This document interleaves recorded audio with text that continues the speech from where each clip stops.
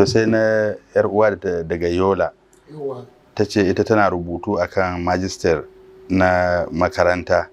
Ta zo wani gaba na cewa yanzu lalle in za a aure sai an samu medical report a bincika jini a gani, to kuma an mai da shi yanzu kamar ɗaya daga cikin rukunai, dole sai an yi shi, a gwada jininsa a gwada jininta a kawo.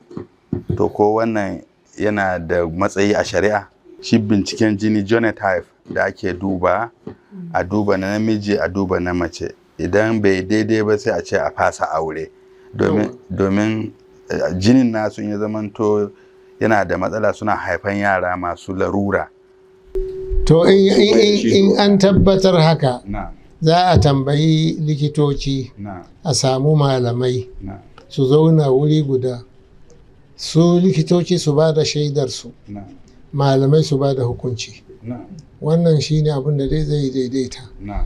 Su abin nan likitoci su tabbatar cewa lalle ita tana ɗauke da abu kaza, saboda haka in ya haɗu da na abu kaza, in a haifi ɗan nan zai zama ba shi da lafiya. Ko haka ba? Yawwa. To in haka ɗin ta tabbata, to sai a gaya malamai kuma a da an bar abu a hannun Allah, ba komai, ba wanda ya damu. Amma yanzu tun da abun ya zama akwai damuwa a ciki, ana iya canza wannan hukunci. Malamai za su taru su duba canza, tunda maslahar ta koma kan mutane ne, tunda maslahar mutane ne ake gani. Saboda haka ana iya hana irin wannan aure, ba za a haɗa su ba. Ko ka gane ba? Na'am Maulana, masha Allah. To ko irin wannan bincike da ake kawowa a gaban jama'a wurin ɗaurin aure, a faɗi cewa wane jininsa kaza, wane jininsa kaza, ko wannan bayanan nufin fallasa ne ga su? To bayani dai ba daidai ba ne, tunda su sun yarda za a ɗaura aure, to ba a za a kawo wannan batu na cewa jininsa kaza, shi ta jininta kaza, wannan ba za a kawo ba.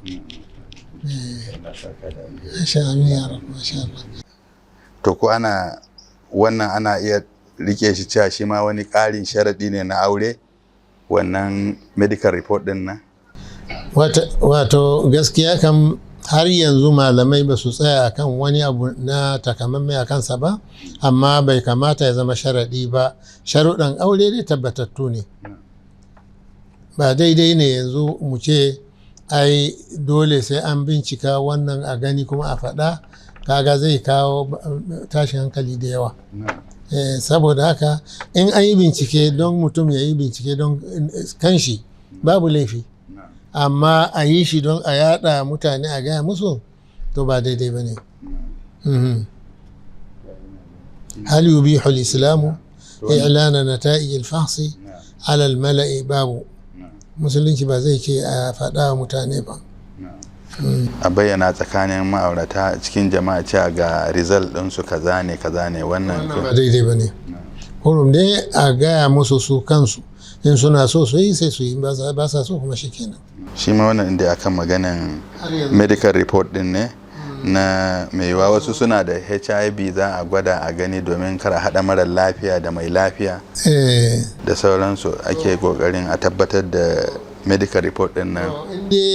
Likitocin an yarda da abun da suke, in yarda da bincikensu yana da gaskiya, an tabbatar, to kaga dole za a yi aiki da shi. Aiki da shi ba laifi ba ne, domin ba za mu iya mu zo mu ce duk abin da likita ya faɗa ba daidai ba. Saboda haka wannan yana daga cikin waɗansu abubuwan da sababbi suka fita, to ana iya bincike a duba, kuma in suna so su ci gaba, ba sa so kuma su yi abunsu, su bari, wannan duk ganin daman su ne. Amma abu dai biyu wanda yake ba a so a ciki shine wato yaɗa wannan, a yi bincike kuma a yaɗa wa mutane. Akwai an gane abin da nake nufi? Fallasa a cikin shi ba shi da kyau. Saboda haka dole ba za a bayyana mutanen nan, ba za a ce musu kaza ba. A bincika a gani, kuma ana hana ba tare da maganganu ba, kafin a samu kibla ɗaya a tsaya kanta. Masha Allah. Allah saka da alheri. Allah ba ƙara lafiya.